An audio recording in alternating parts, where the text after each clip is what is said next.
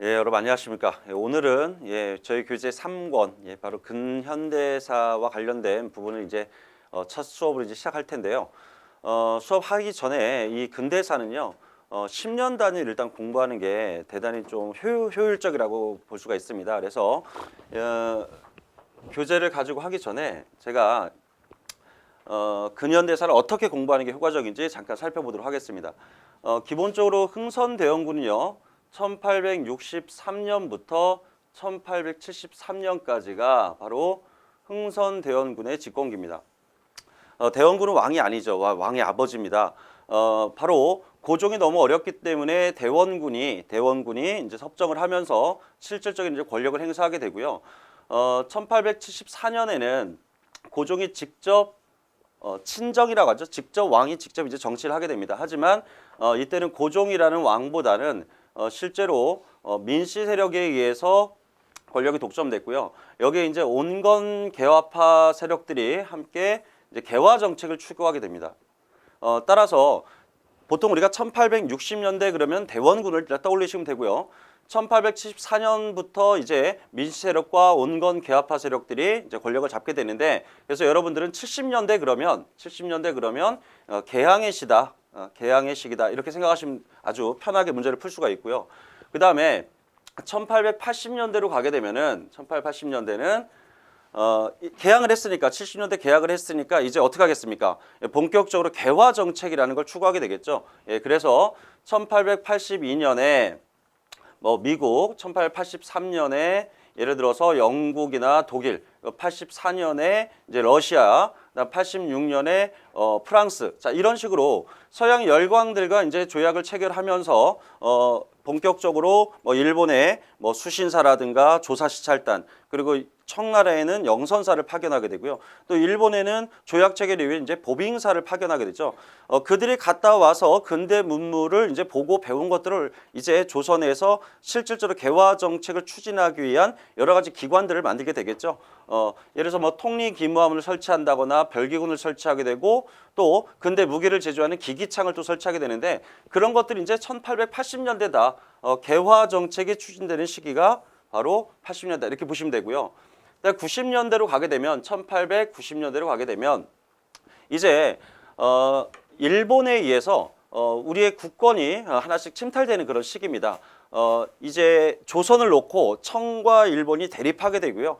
결국 1894년 동학농민운동을 계기로 해서 청나라와 일본군이 동시에 조선에 들어오게 되는데, 일본이 경복궁을 점령하게 되고 청일전쟁이 발발하는 가운데 이제 일본에 의해서 갑오개혁이라는 최초의 근대적 개혁이 추진이 됩니다. 그래서 1890년대는 일본에 의한 어떤 국권 침탈이 시작되면서 개화 정책이 추구되는 시기다. 자, 이렇게 정리하시는 게 좋을 것 같습니다. 다시 말씀드리지만 60년대는 대원군의 시기, 70년대는 개항의 시기, 80년대부터는 개화 정책, 그리고 90년대부터는 본격적인 갑오개혁과 을미개혁, 그다음에 나중에 80년대 1890년대 후반에 대한제국이 성립되면서 광무개혁까지 근대적 개혁과 함께 일본에 의한 국권이 침탈되는 시기다. 자, 이렇게 정리하시는 게 좋을 것 같습니다.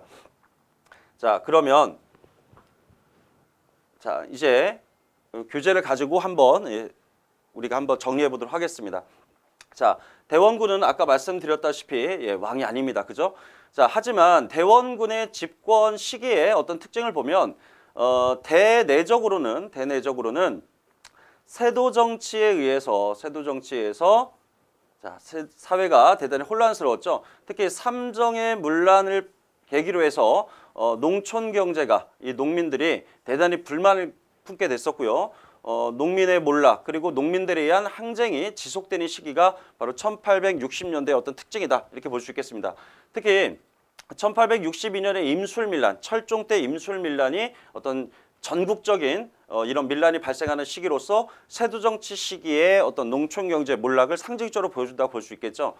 또 대외적으로 보시게 되면은, 대외적으로는 서양이 동양 지역으로 아시아 지역으로 진출함으로써 아시아의 식민지 국가를 이제 건설하게 되는데요. 우리가 이거를 서양 세력들이 동양으로 진출한 시기다 그래서 서세 동점의 시기라고 부릅니다. 예를 들면 1840년에 청나라는 영국에 의해서 제1차 아편 전쟁으로 난징 조약을 체결하고 개항을 하게 되고요.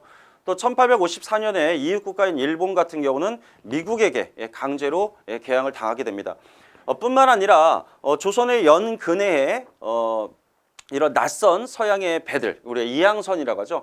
이런 이항선들이 출몰 하면서 대외적으로는 약간 불안한 어떤 서양 세력에 대한 막연한 어떤 불안감이 고조되는 그런 시기고, 대내적으로는 세도 정치에 의한 사회의 어떤 각종 이런 어떤 부패와 부정이 어떤 만연한 그런 사회 속에서 대원군이 집권하게 되는 것이죠.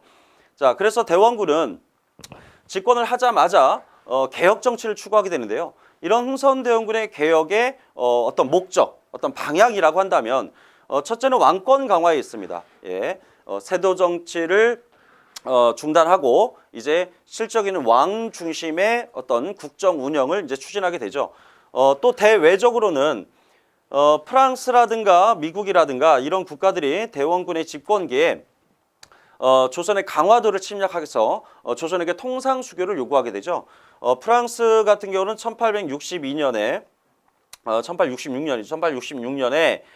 병인 양요, 병인 양요. 그다음에 미국 같은 경우는 1871년에 신미 양요를 일으키면서 강화도를 침략하게 되는데, 이때 대원군의 정책은 바로 통상수교를 받아들이는 것이 아니라 통상수교에 대한 거부. 우리가 이런 걸 흔히 과거에는 쇄국 정책이다 이렇게 불렀는데 요즘은 통상수교 거부 정책이다 이렇게 개념을 정의하고 있습니다.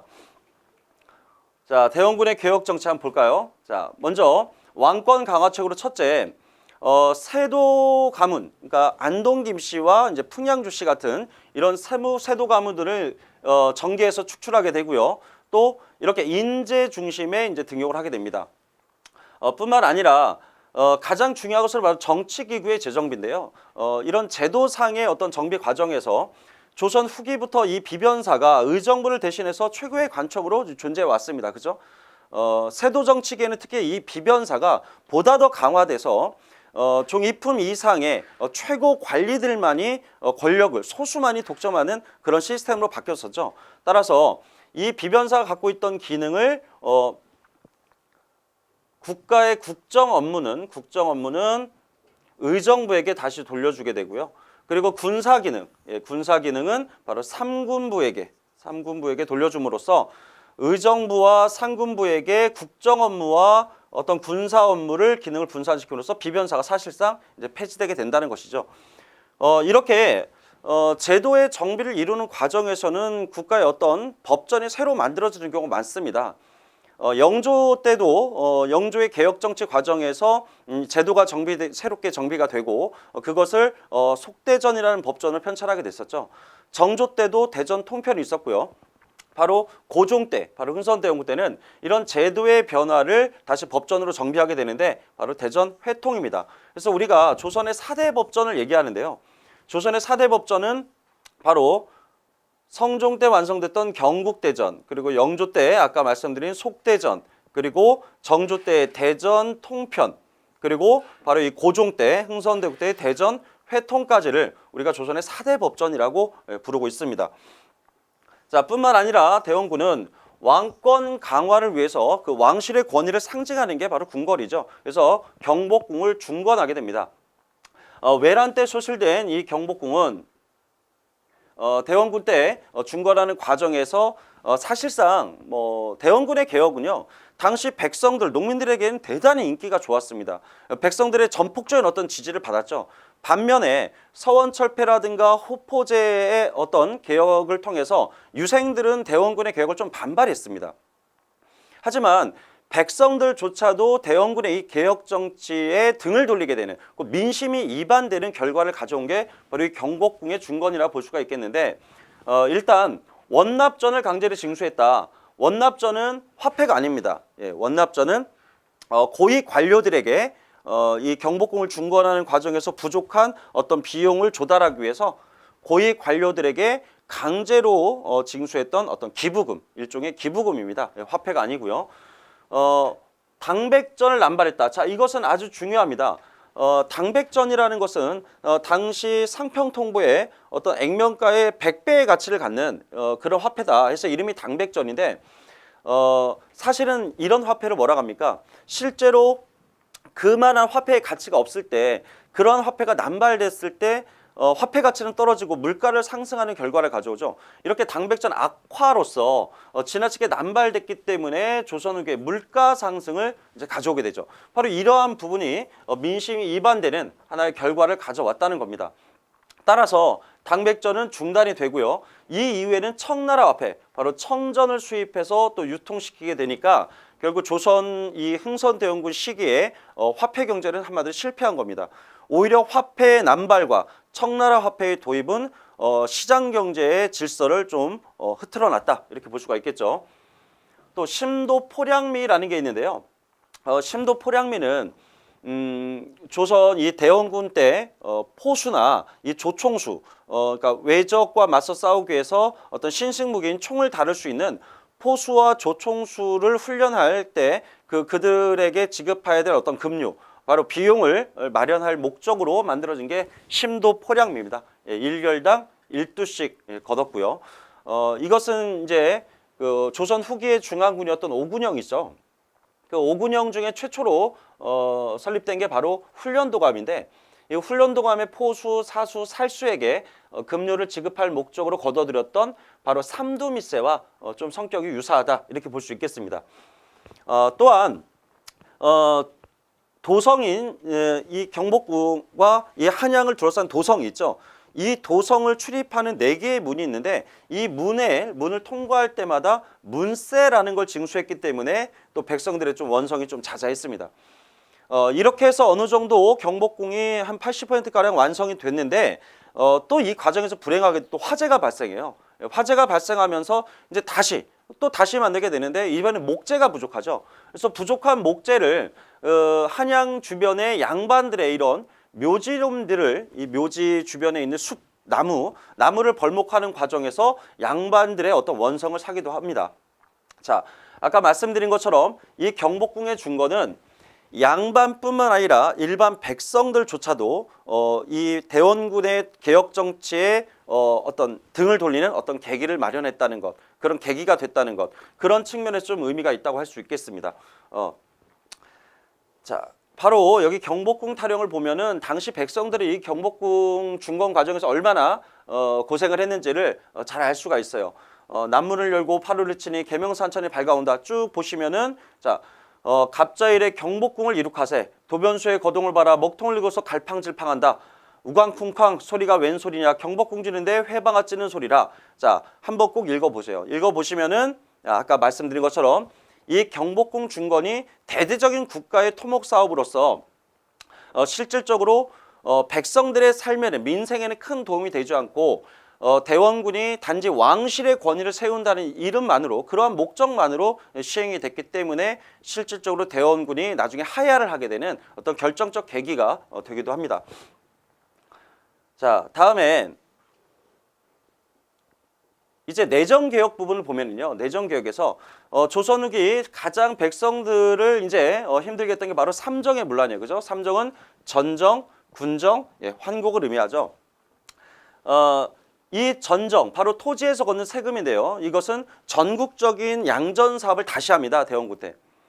토지 조사를 다시 한 후에 숨겨져 있는 토지, 바로 은결을 색출하는 게 대원군의 이 삼정의 개혁에서, 전정의 개혁에서는 좀 핵심이라고 볼 수가 있겠습니다. 또한 토지 변병을 금지함으로써 지나치게 토지가 한쪽으로 편중되고 농민의 어떤 몰락을 좀 방지하고자 했지만 실질적으로 이 부분이 백성들에게 큰 도움이 됐다. 크게 어떤 백성들의 어려움이 해결됐다라고 보기는 좀 어렵고요. 자, 그다음 군정의 개혁을 보면 조선 후기에 양인들이 담당이었던 군역과 관련돼서 심각한 어떤 문제가 발생했고, 이것을 어떻게 개혁할 것인가에 대해서 논의가 활발하게 진행이 됐어요. 그죠? 그걸 우리가 뭐라고 불렀습니까? 조선 후기에 군역의 개혁과 관련된 여러 어떤 논의들을 우리가 양역 변통론이라고 했고요. 이런 양역 변통론은 집집마다, 신분에 상관없이 집집마다 모두 걷자라는 어떤 호포론이 있었고요. 또 토지에 부과하자는 결포론도 있었고요. 또 농민들의 이런 군역 부담을 좀 줄여주자라고 하는 간포론이 있었는데, 영조 임금 같은 경우는 이 중에 간포론을 선택했죠. 그래서 농민들이 부담하던 이 군포 두 필을 한 필로 줄여주는 바로 균역법을 시행했었는데 대원군은 바로 호포론을 선택한 것이죠.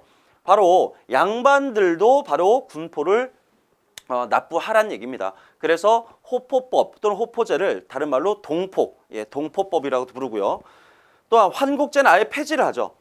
환곡제를 폐지하고 16세기부터 지방에서 자치적으로 사족들에 의해서 자치적으로 운영이 되어 왔었던 빈민구제 제도 중에 하나, 바로 이 사창제. 이 사창제를 강화하고 환곡제는 아예 폐지함으로써 삼정의 개혁을 삼정의 문란을 해결하고자 했습니다. 자, 정리해 볼까요? 대원군의 삼정의 개혁. 전정의 경우에는 대대적인 양전 사업을 통해 은결을 색출하고 토지 변병을 금지했다. 자, 그리고 군정의 개혁은 양반들도 이제 군포를 납부하기 시작했다. 이걸 호포제라 부르고요.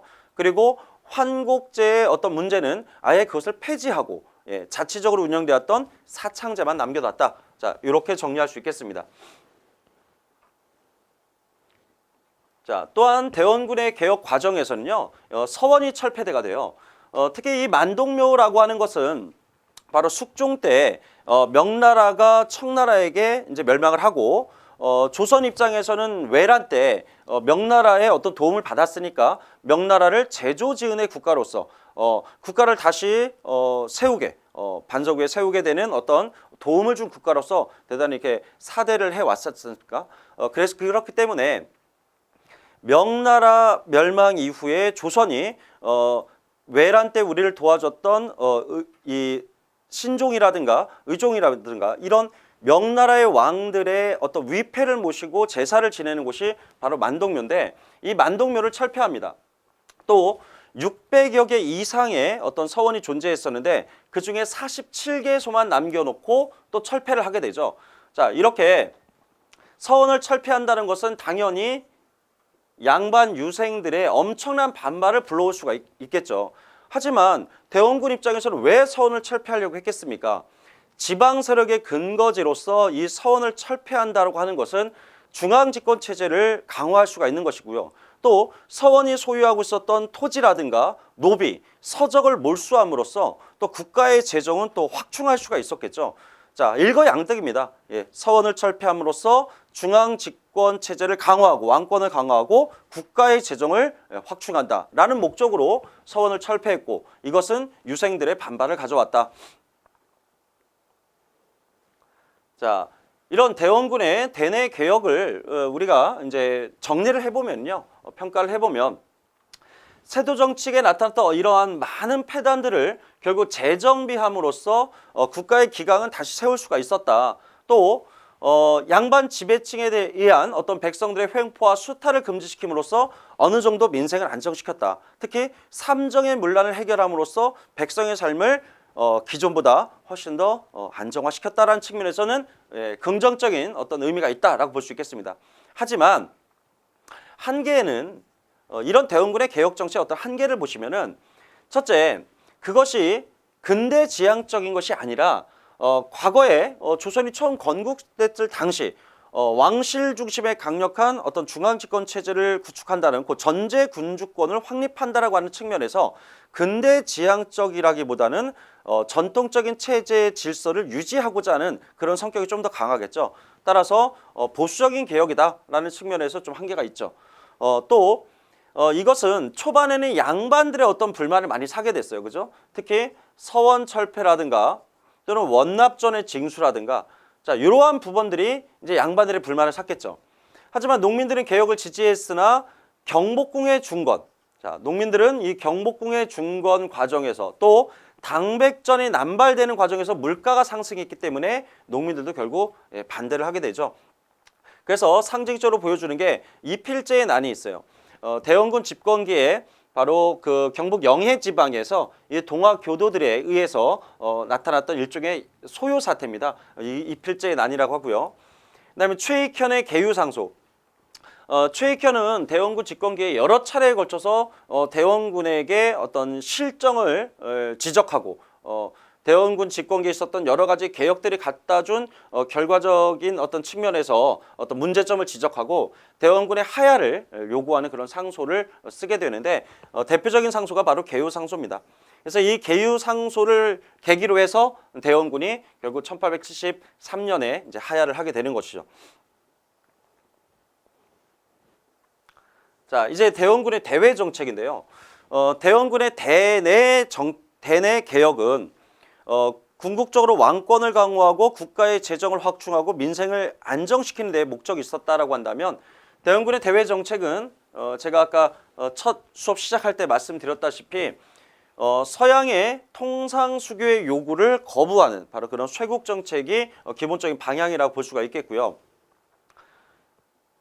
자, 여기 보시면 1866년 병인박해가 일단 일어나게 되는데 원래 대원군은요 천주교에 대해서 좀 관대한 편이었습니다. 근데 왜 박해를 하게 됐느냐? 자, 두만강 유역의 연해주라고 부르죠. 바로 이 연해주를 러시아가 차지하게 됩니다. 제2차 아편 전쟁, 우리가 에로 사건이라고도 하는데요. 중국에서 영국 프랑스군이 중국의 수도인 베이징을 점령했을 때 러시아가 중간에 개입해서 청나라와 영프 연합군 사이에서 중재, 다리를 놓은 거죠. 중재를 놓고 이 문제를 해결해 준 적이 있어요. 그 결과가 베이징 조약인데 이 베이징 조약을 체결하게 알선함, 중간에 중재함으로써 그 대가로 러시아는 연해주를 차지하게 됐습니다. 따라서 조선 입장에서는 이제 서양 국가과 처음으로 국경을 마주하게 된 것이고 러시아의 지속적인 남하 정책의 위협을 느낀 대원군은 이것을 해결하기 위해서 청나라에 주둔하고 있었던 이 프랑스 함대, 바로 서양 군대를 이용해서 러시아를 좀 견제하고자 했죠. 하지만 당시 이제 프랑스 신부들이 이런 대원군의 어떤 요구를 거절했기 때문에 종교인이 정치에 개입하기 힘들다라고 프랑스 신부들이 거절했기 때문에 이것을 계기로 대대적인 천주교 박해가 시작이 됩니다. 자, 다시 말씀드리지만 대원군은 처음에는 천주교에 관대했다. 그런데 러시아의 남하를 견제하기 위해서 프랑스 함대를 이용하고자 했으나 프랑스 신부들의 어떤 거부로 결국 대대적인 박해가 시작됐다. 그래서 9명의 프랑스 신부가 처형이 되고요. 또 수천 명에 달하는 조선의 천주교 신자들이 결국 순교를 하게 됩니다. 자, 이런 병인 박해를 계기로 해서 결국 프랑스는 이 책임을 물어 결국 조선을 침략하게 되죠. 바로 강화도를 침략하게 되는데요.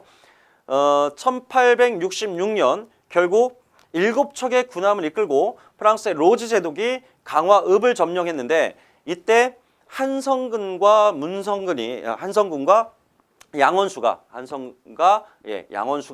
문수산성과 정족산성에서 이제 항전을 해서 이제 막아냅니다. 물론 이 병인양요 때 프랑스 군의 어떤 병력 손실과 조선군의 병력 손실을 보면 비교할 수 없을 만큼 조선군들이 훨씬 더 많이 사상자가 발생합니다. 하지만 결과적으로 봤을 때 프랑스 함대가 물러났으니까 조선의 입장에서는 프랑스 함대를 격퇴했다 이렇게 말하고 있는 것이죠.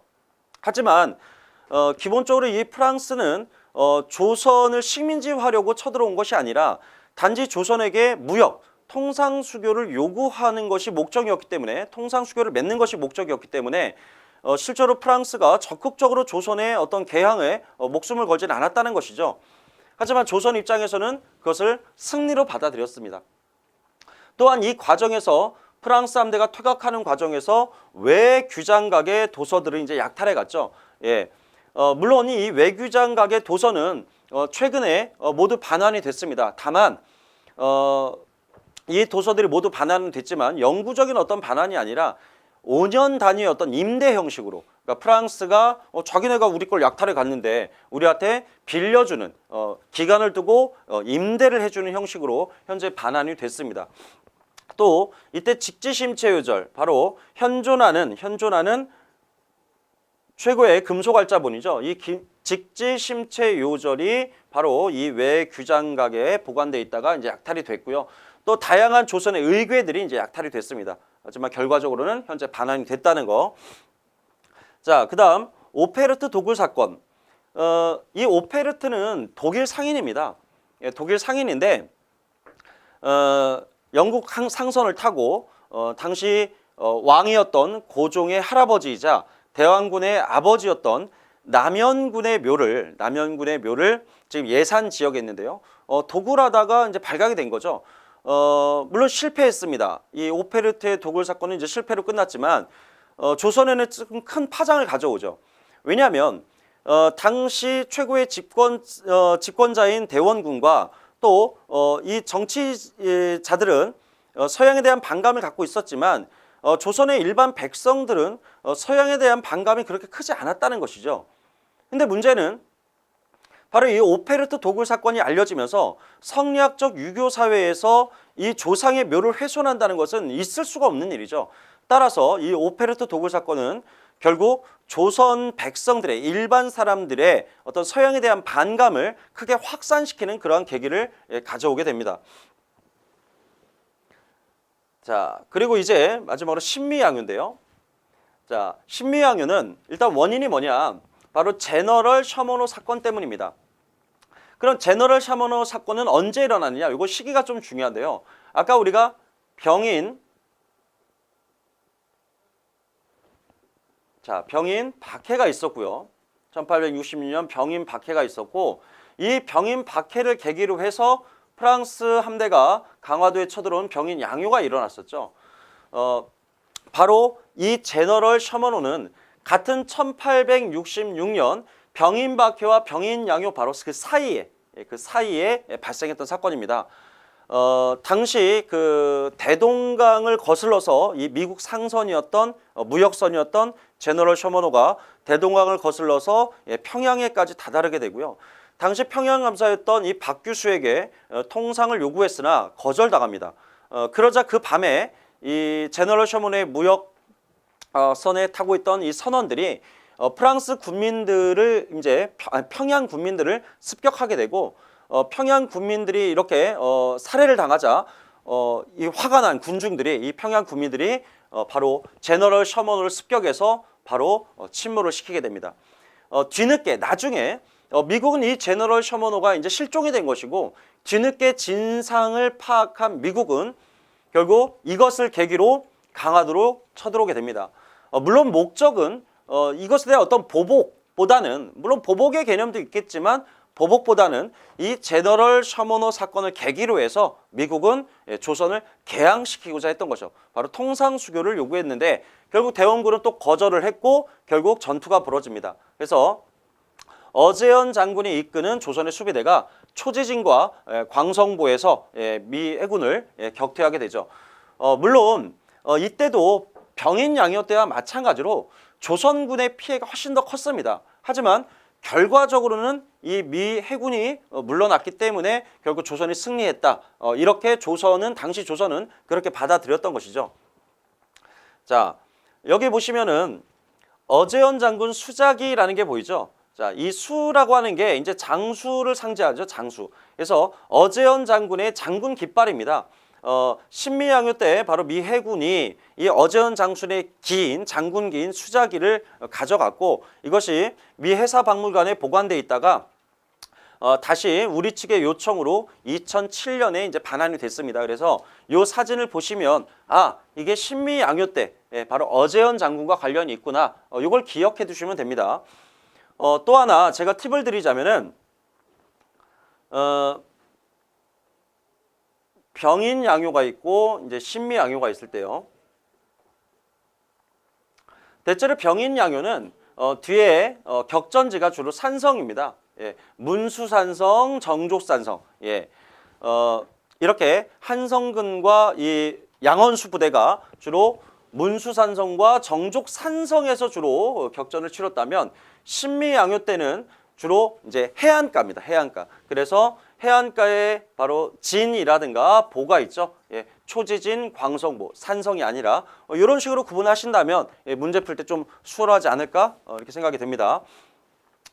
자, 이렇게 잇따른 서양 세력들의 어떤 침략 그리고 그것을 저지해낸 조선은 서양에 대한 반감이 결국 고조되었고 그 결과로서 서양과는 이제 통상을 맺지 않겠다라는 어떤 의지를 이제 비석에 새기게 되는데요. 내용은 이렇습니다. 양이 침범, 양이라는 게 이제 서양 오랑캐죠. 서양 오랑캐가 침범을 했는데 결국 비전직화라는 말이 있어요. 비전직화. 그들과 싸우지 않는다는 것은 그 화친을 주장하는 거 아니냐. 또 화친을 주장한다는 것은 주화매국. 그러니까 결국 나라를 파는 행위다. 양이 침범, 비전직화, 주화매국. 다시 말씀드리면 서양이 쳐들어왔는데 그들하고 싸우지 않고 그들하고 싸우지 않는다는 거 그 화친하자는 얘기고, 그들과 화해를 하자는 것은 결국 나라를 팔아먹는 게 아니겠느냐라고 하는 그런 내용이 척화비에 담겨 있고요. 실제로 여긴 1872년이라고 되어 있는데 실제로 척화비가 건립된 게 처음은 1871년입니다. 신미양위가 끝나자마자 여기 종로 내거리부터 시작해서 전국 각 지역 중요 요지마다 이 척화비를 세우게 되는데 이모군란이 발생했을 때, 이모군란이 언제죠? 바로 1882년입니다. 1882년 이모군란이 발생했을 때 대원군이 청에 압송되죠.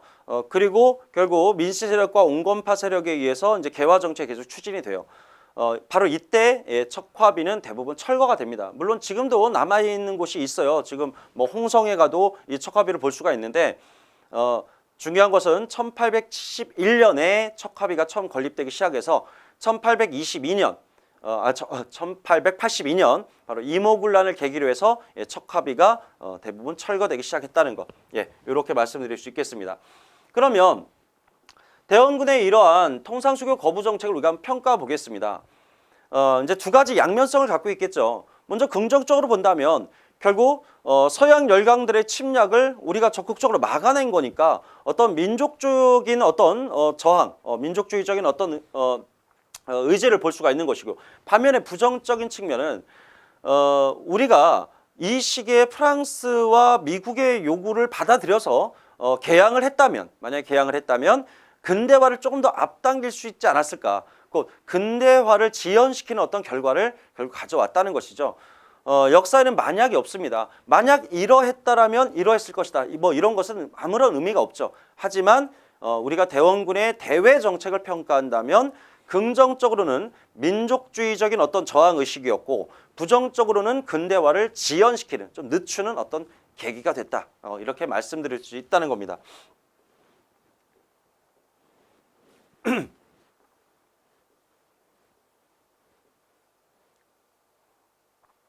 자, 이렇게 해서요, 우리가 지금 이제 대원군의 어떤 개혁까지 얘기를 했습니다. 자, 그러면 제가 아까 대원군의 집권 시기는 1863년에서 1873년까지라고 했고요. 자, 그 뒤에는 다시 최익형과 같은 유생들의 반발, 특히 계유상소가 직접적 계기가 돼서 대원군이 하야를 하게 됐고, 결국 고종이, 당시 왕이었던 고종이 직접 정치를 하게 됐죠. 바로 친정체제가 수립됐습니다. 하지만 고종의 친정체제는 결국에는 민씨 세력의 어떤 집권을 가져왔다는 것, 이것도 기억을 하셔야 되겠죠. 자, 당시 이제 대원군에서 민씨 세력으로 권력이 이제 바뀌면서 통상개화론이 이제 대두되기 시작합니다. 박규수, 오경석, 유홍기 이런 통상개화론자들이 이제 등장하게 되는데요. 특히 여기서 오경석과 유홍기는 신분이 중인입니다. 중인. 오경석은 외국에서 해국도지라든가 영환지략이라든가 이런 세계 지리지를 이제 들여온 인물로 알려져 있고요. 또 역관 출신입니다. 역관이다 보니까 외국 문물에 대한 어떤 경험, 풍부한 지식을 이제 가지고 있는 것이고요. 또 유홍기는 원래 역관 가문이지만 유홍기 자체는 의관이죠. 유대치라는 어떤 대치라는 호가 더 많이 알려져 있고요. 이런 중인 출신의 오경석과 유홍기, 그리고 연안 박지원의 손자였던 박규수와 같은 사람들이 바로 통상개화론자고요. 하지만 당시 대부분의 이 집권 세력들은 사실상은 통상수교 반대론자들이 훨씬 더 많습니다. 예를 들어서 1860년대 대원군이 집권했을 당시에 유생들은 대원군의 개혁 정치는 반대를 했지만 대외 정책만큼은 이 유생, 양반 유생들과 바로 대원군이 일치를 했죠. 바로 반외세적인 바로 위정 척사의 어떤 입장에 있다라고 하는 면에서는 대원군과 이런 양반 유생들이 일치를 하고, 그 중에 극소수, 정말 극소수만이 이렇게 통상 개화론자로서 개항을 이제 주동하게 되죠. 자, 우리의 최초의 이제 근대적 조약을 우리가 강화도 조약이라고 하는데, 원래 강화도 조약은 조일, 수호, 조규라고 하죠. 조일, 수호, 조규. 강화도 조약이 이제 체결되는 과정을 간단히 살펴보시면, 대원군이 이제 하야를 하게 되고 조선에서 정권이 바뀌었다라는 얘기를 듣게 되자 일본은 조선에 운요라는 배를 한 척을 보내서 이제 조선을 한번 떠보는 거죠. 그래서 강화도에 접근한 일본에 배웠던 이 운요가 결국 조선 수비대에 공격을 받고 영종도로 이동하게 되죠. 그래서 영종도를 침탈해서 영종도의 주민들을 이제 살해를 하고 이제 돌아갑니다. 이 운요 사건이 바로 1875년도에 이제 있었던 일이에요. 그런데 그 다음 해, 그러니까 운요 사건이 발생하고 그 다음 해에 이 부산은 조선이 이유 없이 일본의 배인 운요를 습격했다, 운요를 공격했다. 여기에 대한 책임을 묻고 부산에 쳐들어오게 됩니다. 이렇게 8척의 군함과 약 600여 명의 군인을 거느리고 부산항을 쳐들어온 일본군은 조선에게 전쟁과 개항 이 둘 중에 하나를 선택하라고 이제 강요하게 되고, 결국 조선 조정은 결국 논의 끝에 개항을 하기로 결정을 합니다. 그래서 강화도에서 일본과 바로 조약을 체결했는데, 우리는 이것을 정식적으로는 조일, 수호, 조교, 그리고 강화도에서 체결했기 때문에 강화도 조약이라고 부르는데요. 이게 바로 1876년에 있었던 일입니다. 자, 정리하자면 원래 일본은요, 대원군 때 조선에게 어떤 개항을 요구했다가 대원군이 거절한 적이 한 번 있어요. 그 서계 문제라고 하죠. 외교상의 어떤 문서인데 이 외교 문서가 조선에 대한 어떤 예우를 갖추지 않았다라는 이유로 이제 거절하게 됐고, 당시 일본 의회에서는 이 조선이 너무 무리하다, 일본을 너무 얕잡아 보는 거 아니냐. 그래서 아예 그냥 우리가 일본이 한반도를 아예 쳐들어가자, 정벌을 하자라는 정한론이라는 것이 대두된 적이 있습니다. 물론 실행에 옮겨지지 않았고 이 정한론은 결국 사그라들었는데, 조선에서 이제 대원군에서 민씨 세력으로 권력이 바뀌면서 바로 이 정한론이 한번 다시 대두된 거죠. 그 과정에서 운요 사건이 일어났고, 운요 사건을 계기로 해서 바로 강화도 조약을 체결하게 된 겁니다. 자, 그럼 강화도 조약을 보시면, 자, 강화도 조약은요, 일단 최초의 우리 조선의 최초의 근대적 조약입니다. 하지만 불평등 조약이죠. 불평등 조약. 각 조항을 보면서 특징을 한번 말씀드리겠습니다. 조선국은 자주의 나라며 일본국과 평등한 권리를 갖는다. 자, 조선이 자주국가다, 일본과 평등하다. 사실 일본은 그렇게 생각하지 않았는데 왜 이러한 문구를 집어넣었을까? 그것도 왜 강화도 조약 제1관에 이게 들어갔을까? 바로 청나라 때문입니다. 조선은 조선 초에는 명나라, 그리고 조선 중후반에는 청나라에게 4대 외교를 해왔었죠. 그래서 대외적으로 봤을 때 이 조선이라는 나라는 이 중국에 예속되어 있는 어떤 종속국가로서 인식이 될 수 있는 것이죠. 따라서 일본이 조선을 강제로 개항을 시켰을 때 청나라가 여기에 문제를 제기하고 개입할 수 있는 여지가 있습니다. 따라서 일본은 청의 종주권을 부인하기 위해서, 그 청의 개입을 사전에 방지하기 위해서 조선은 자주국가다, 그리고 조선은 일본과 평등한 나라다라고 이렇게 명시를 하게 된 것이죠. 자, 그리고 제 사관에 보시면은 부산과 그 이외 2개 항구를 더 개항해라. 그래서 인천 그리고 원산을 개항하게 되죠. 이때 부산은 일본하고 지리적으로 가장 가깝죠. 그래서 경제 침탈의 어떤 목적이다, 이렇게 볼 수가 있고요. 일단 인천은 제물포, 당시 제물포죠. 제물포는 수도인 한양과 아주 지척거리에 있습니다. 예. 그러다 보니까 조선의 정치에 간섭하기가 쉽겠죠. 유사시에 빠르게 인천으로 군대를 보내서 이 한양에 조선의 왕실에 또 개입할 수 있다는 겁니다. 그래서 정치적인 목적이라고 볼 수가 있고요. 또 원산은 위치가 여기입니다. 따라서 부산이 경제적 목적, 인천이 정치적 목적이라면 원산은 바로 러시아의 남하를 견제하고자 하는 일본의 바로 군사적 목적이다. 이렇게 볼 수 있겠습니다. 군사적인 목적. 그래서 각각 세 개의 항구가 모두 서로 다른 어떤 목적 하에서 개항이 됐고, 이것만 보더라도 결국 이 강화도 조약이라는 것이 일본의 한반도 침략과 관련해서 단행된 것임을 또 알 수가 있습니다. 자, 7관에 보시면 조선국 연해의 섬과 암초는 위험하다. 그래서 일본이 이 해안, 조선의 연안을 측량할 수 있는 권리를 갖겠다. 우리가 이걸 해안 측량권 또는 연안 측량권이라고 하는데요.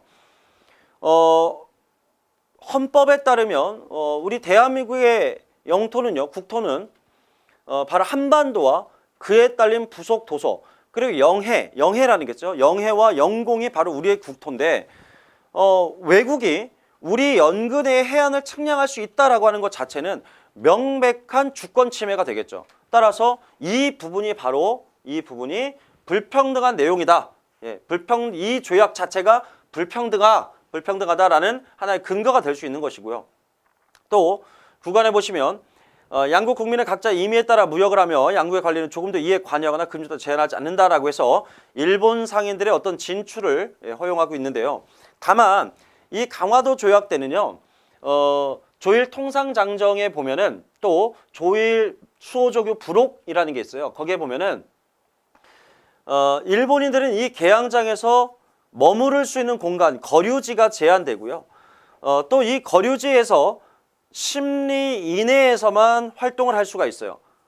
따라서 이 강화도 조약 이후에 일본 상인들이 조선의 내륙인 어떤 농촌 지역까지 활동할 수 있는 건 아니고 개항장 근처에 바로 거류지 10리 이내에서만 이제 활동할 수 있다. 이걸 좀 기억해 두셔야 됩니다. 물론 나중에 1882년에 일본은 조일 수호조교 부록을 다시 개정합니다. 그것을 조일 수호조교 부록 속약이라고 하는데, 그 속약에 따르면 이 10리를 50리로 늘리게 되고요. 또 그 다음에는 이걸 또 100리까지 확장을 하게 돼요. 따라서 요 시기에는 일본 상인들이 내륙으로 진출할 수 없는 바로 거류지 무역을 행하던 시기고, 나중에 1882년 이후에는 일본 상인들이 내륙까지 진출하게 되면서 농촌 경제가 몰락하고 조선의 상권이 침해되는 그런 시기다. 이렇게 기억하시면 되겠습니다. 자, 10관에 보시면 일본국 국민이 조선국이 지정한 각 항구에 머무는 동안 죄를 범하면 누구 재판을 받는다? 바로 조선법이 아니라 조선에 들어와 있는 일본인들이 만약에 개항장에서 범죄를 저지르면 조선의 법이 아니라 일본 영사가 직접 재판합니다. 따라서 우리가 이걸 치외법권 또는 영사재판권이라고 하죠. 자, 이것 또한 불평등한 내용입니다. 따라서 강화도 조약의 전체적으로 봤을 때 불평등한 내용이 무엇이냐? 조일 수호조교의 불평등한 조약이라고 한다면 그 근거가 어디 있냐? 바로 제7관과 제10관, 바로 해안 측량권과 치외법권, 영사재판권이 불평등하다. 이렇게 볼 수 있겠습니다. 자, 어찌됐든 이 조약은요, 일본의 강요에 의해서 체결이 됐지만 외국과 맺은 최초의 근대적 조약이다. 하지만 불평등하다. 불평등한 것은 7관과 제10관에서 확인할 수 있다. 이것이죠. 자, 그 다음에 강화도 조약 체결 이후에 일본이 이제 무역과 관련해서 통상과 관련해서 별도의 조약들을 체결하는데요. 두 개가 있습니다. 조일 수호조교 부록이 있고요. 그 다음 조일 통상장정이 있습니다. 좀 구분해 두셔야 되는데, 먼저 조일 수호조교 부록을 보시게 되면은 개항장에서 일본 거류민의 거주지역을 설정했고, 특히 일본 상인들 활동 범위는 10리 이내로 설정했다. 우리가 이런 것을 간행이정이라고 합니다. 간행이정.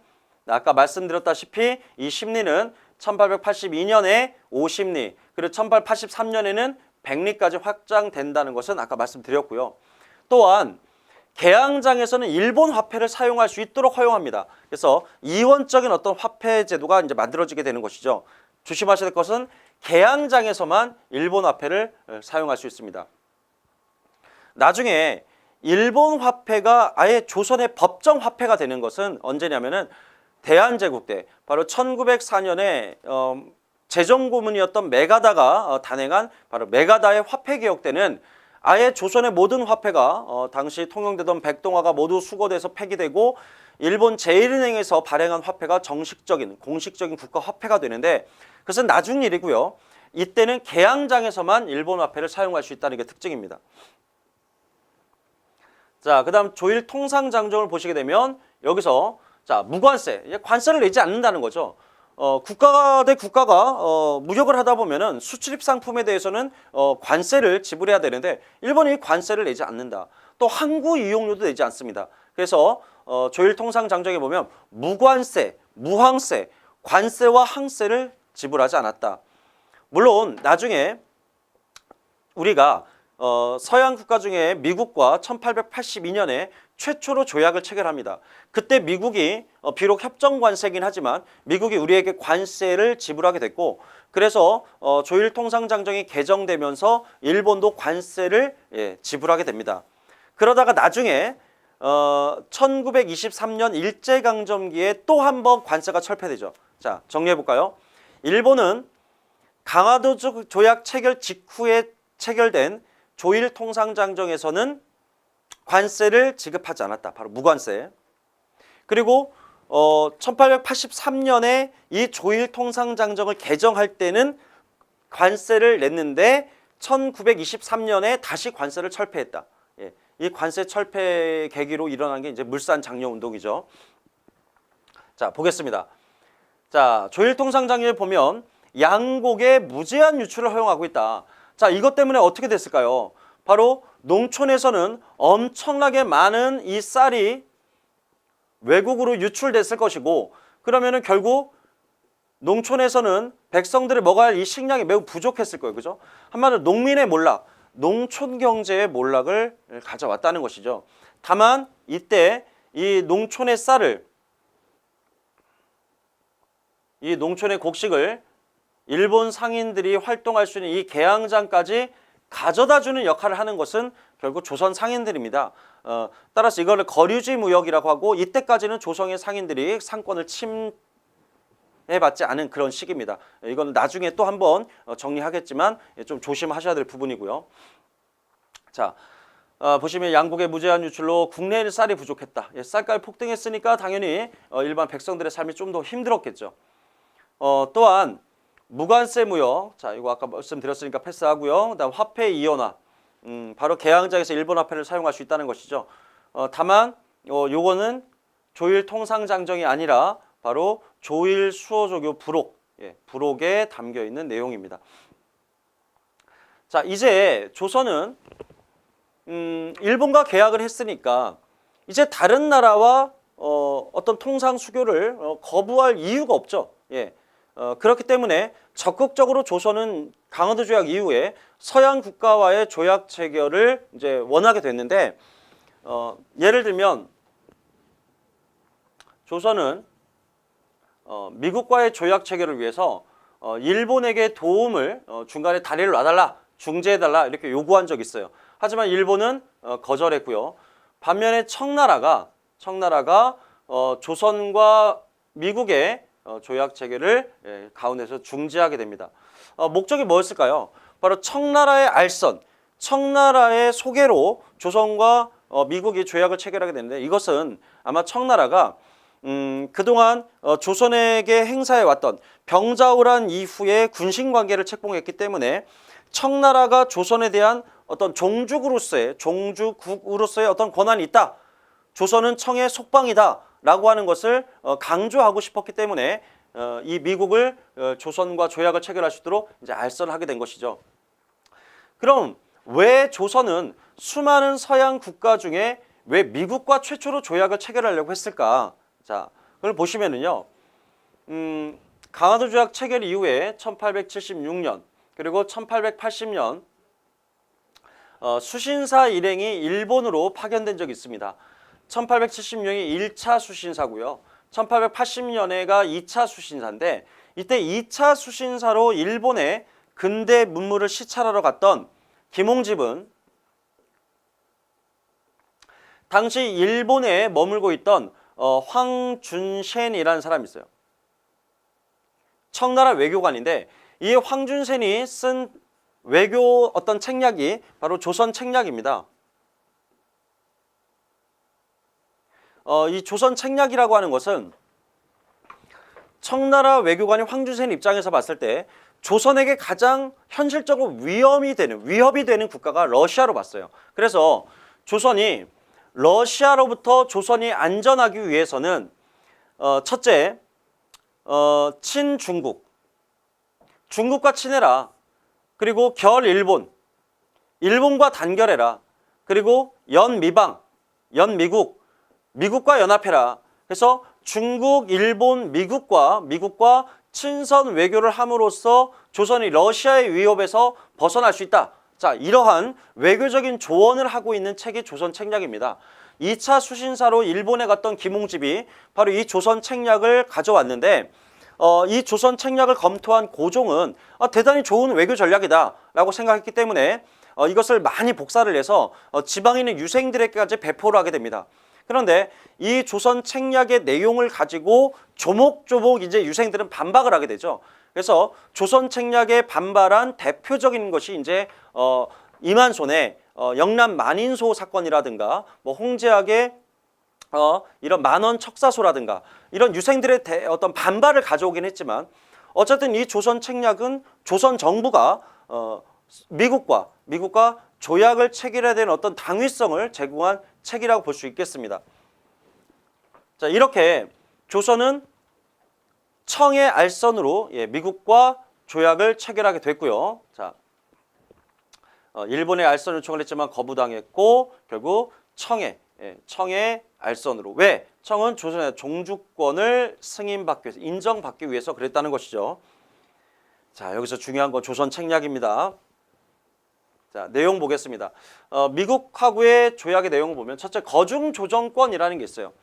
거중조정권은 미국과 조선이 조약을 체결하면서 이제 제3국이 조선이나 또는 미국을 침략했을 때 그 상대 국가가 자연스럽게 돕는다는 약속이죠. 예를 들어서 거중조정권을 체결한 조선이 뭐 일본이라든가 또는 청나라라든가 독일이라든가 이런 나라의 침략을 받게 되면 미국이 자동적으로 도와준다라는 어떤 약속입니다. 일종의. 하지만 이 거중조정권은 허구입니다.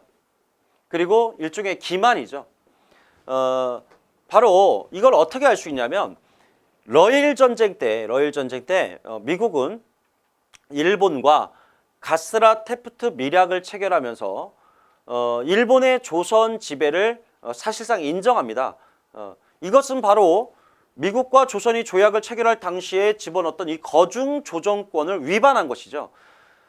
따라서 미국도 바로 서구 열강이고 이런 제국주의 열강들은 자신들의 어떤 이익을 추구하는 게 목적이지 이런 약소민족에 대한 어떤 보호 이런 것은 안중에도 사실 없었던 것이죠.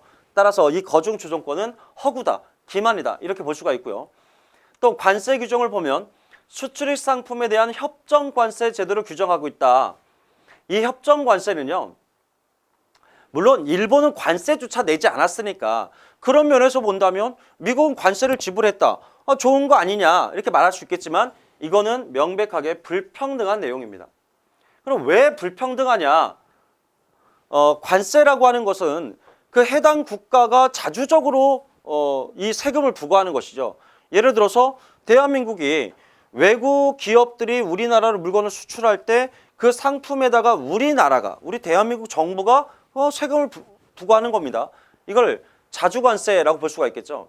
그런데 협정관세는 관세를 얼마나 낼 것인지에 대해서 두 나라가 협정을 맺고 그 협정에 따라서 지불하는 것이죠. 따라서 이것도 일종의 주권 침해라고 볼 수가 있겠습니다. 따라서 미국은 비록 관세를 지불했으나 협정 관세였기 때문에 불평등한 내용이다 이렇게 볼 수가 있겠고요. 또 치해복권, 치해복권 일본하고 동일하죠. 자, 그다음 최혜국 대우. 자, 요거는 이제 가장 중요합니다.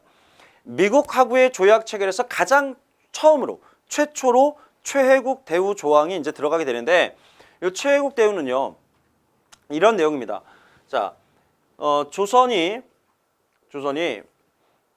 만약에 미국과 조약을 체결하면서 협정 관세를 5%로 정했다고 치죠. 자, 근데 영국이 조선과 조약을 체결하면서 협정 관세를 3%를 내기로 했다.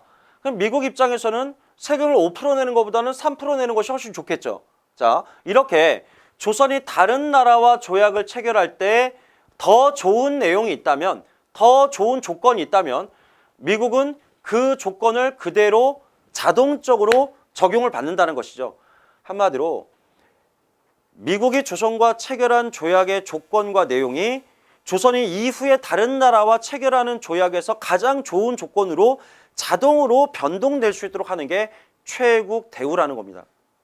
따라서 그 이후에 미국하고 조약을 체결한 게 1882년인데 그 다음 연도인 1883년도에 이제 영국, 독일, 그리고 그 다음에는 러시아, 자 이렇게 서구 열강과 잇따라서 조약을 체결하게 되는데 그때마다 이 최애국 대우가 모두 들어갑니다. 따라서 이것은 훗날 아관파천 이후에 대한제국의 이권이 본격적으로 침탈당하기 시작하는데 이때 러시아뿐만 아니라 미국이라든가 일본, 영국, 독일 이 많은 나라에게 이권을 침탈당했던 이유가 바로 열강들의 최애국 대우를 우리가 인정했기 때문입니다. 자, 그 다음에 미국과의 조약 체결 이후에 미국에서는 푸트라는 공사가 서울로 왔고요. 여기에 대한 어떤 그 내용으로 조선에서 보빙사 일행을 11명의 보빙사 일행을 이제 미국에 파견하게 됩니다. 이때 조선인이 8명이고요. 이 보빙사에는 미국인 1명, 청나라 사람 1명, 일본인 1명이 이제 포함되어 있습니다. 조미수호조교는 서양과 맺은 최초의 조약이고요. 그 다음에 최애국 대우를 규정한 불평등한 조약이다. 하지만 다행인 것은 청나라가 미국을 조선에 소개시켜 줄 때 알선할 때 바로 청이 종주권을 인정받으려고 했지만 미국은 그것을 인정하진 않았습니다. 한마디로 조선에 대한 종주권은 미국에 의해 거부당했고요. 자, 이 이후에 이제 다른 나라와 지속적으로 이제 수교를 맺게 되죠. 1882년 조청상민 수륙 무역장정은 뒤에서 자세히 이제 설명할 때문에 좀 간단히 말하겠습니다. 이것은 1882년도에 이모군란이 일어나고요. 그러니까 이모년에 군인들의 어떤 구식군인들의 반란이 일어나게 됐는데 이 군란을 진압한 것이 바로 청나라 군대죠. 청나라 군대가 바로 이모군란을 진압하고 그 대가로서 조청상민 수륙 무역장정을 체결하게 되는데 이 조청상민 수륙 무역장정에서 바로 안타깝게 우리가 청나라의 속방임이 명시가 됩니다. 그리고 청나라 상인들은 서울의 양화진이나 이런 곳에 이제 점포를 차릴 수가 있고 가게를 열 수 있는 거죠. 그러니까 청나라 상인들은 서울에서 양화진 근처에서 장사도 할 수 있고 가게도 열 수 있고 또 지방관의 허락을 맡으면 내륙으로까지 들어가서 내지 무역까지 허용을 받게 됩니다. 따라서 그 이후에 일본도 조일 통상장정을 개정해서 또 조일 수호조교 부록을 다시 개정함으로써 청나라와 동일한 조건으로 장사를 할 수 있도록 허용을 받게 되는 것이죠. 따라서 조청상민 수륙 무역장정은 조선의 경제적 침탈이 본격화되는 그 계기가 되는 조약이다 이렇게 말씀드릴 수 있겠습니다. 자, 그 이후에 이제 영국, 독일, 러시아, 프랑스 등과 이제 조약을 체결하게 되는데 영국, 독일은 미국과 마찬가지로 청나라의 알선으로 이제 체결하게 되고요. 러시아의 경우에는 이제 그 일본과 청나라에 좀 반발이 있었기 때문에 러시아의 조약 체결은 조선이 좀 독자적으로 체결하게 됩니다. 프랑스와의 조약 체결이 좀 이제 늦어진 이유는요, 바로 천주교 포교 문제죠.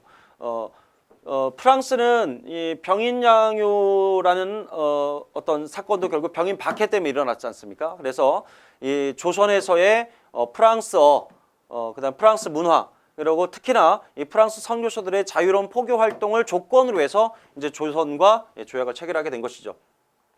자, 여기에 보면은 모두 불평등한 조약이라는 게 이제 특징이고요. 특히 영국, 독일, 러시아의 경우에는 전권 공사를 파견하지 않았다.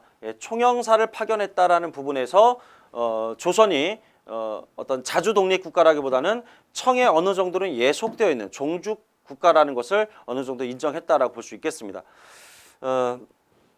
예를 들어서 외교관이 뭐 대사가 있고요, 그다음 공사가 있고, 그다음 영사가 있죠. 이게 이제 계급이에요. 외교관이 계급인데 아까 미국 같은 경우는 어땠습니까? 자, 미국 같은 경우는 누구를 파견했죠? 자, 보시면 공사를 파견했어요. 그렇죠? 공사.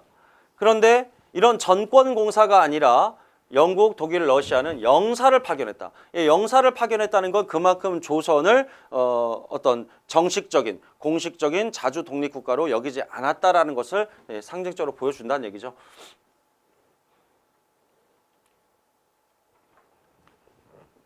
자, 이렇게 해서 일본하고의 강화도 조약, 그리고 미국하고 조미 수호 조교, 그리고 영국, 독일, 러시아, 프랑스까지. 자, 이렇게 조선이 문호를 개방한다라고 하는 것은 일단 긍정적으로 본다면 바로 이제 국제사회 할 일원으로서, 국제사회 하나의 일원으로서 조선이 새롭게 등장했다라고 볼 수도 있고요. 또 근대적 사상과 문물을 수용함으로써 조선의 근대화의 어떤 계기가 됐다, 이렇게 볼 수도 있겠죠. 하지만 결국 강화도 조약 자체가 일본의 강요에 의해 체결이 됐고, 또 그 이후에 서양과 맺은 모든 조약들이 사실은 다 불평등하지 않습니까? 따라서 이것은 제국주의 열강의 어떤 침략의 어떤 대상으로 전락했다는 것이고요. 결과적으로 이것이 훗날 조선이 다양한 이권을 침탈당하고 결국 국권을 침탈당하면서 조선이 일본이라는 제국주의 국가의 어떤 식민지로 전락하는 어떤 시발점이 됐다, 이렇게 볼 수 있겠습니다. 또한 개항 이후에 이런 민중들의 삶은 더 안 좋아졌죠. 예를 들어서 외국 상인들의 진출이 활발해지면서 양곡 유출이 심화되었고, 양곡 유출이 심화되니까 결국 식량은 부족해서 백성들은 먹고 살기 힘들었고, 쌀값은 폭등하고, 또 그리고 조선 정부가 이제 다양한 사건 때문에 외국에게 배상금을 지불해야 되는데 그 배상금 지불과 관련해서 이제 조세 수탈이 또 심화되고, 그러니까 이러한 모든 것들이 민중들의 삶 속에는 그렇게 좋지 못했다는 거죠. 따라서 민중들은 대내적으로는 반봉건적인 사상을 갖게 되고 낡은 이 봉건적 제도들을 타파해야 된다, 이렇게 보는 것이고요. 또 반외세 사상을 갖게 됩니다. 이것은 훗날 바로 동학농민운동의 성격이기도 하죠. 동학농민운동의 성격이 바로 반봉건 반외세입니다. 그렇다면 개항 이후에 이제 우리 민족이 앞으로 수행해야 될 당면한, 지금 당장 해결해야 될 어떤 시급한 과제 뭐가 있을까요? 첫째는 외세의 침략으로서 민족 국가를 수호해야 된다. 뭐 당연하죠. 그죠? 두 번째, 바로 봉건 질서, 옛 질서, 전통적 질서를 타파하고 근대 사상과 문물을 빨리 수입하고 그것을 우리에 맞게 개조함으로써 근대 국민국가를 수립해야 된다. 문제는 이 모든 걸 적절한 시기에 해내지 못함으로써 바로 식민지로 전락하게 되는 겁니다. 바로 근현대사를 배우다 보면 참 답답하기도 하고요.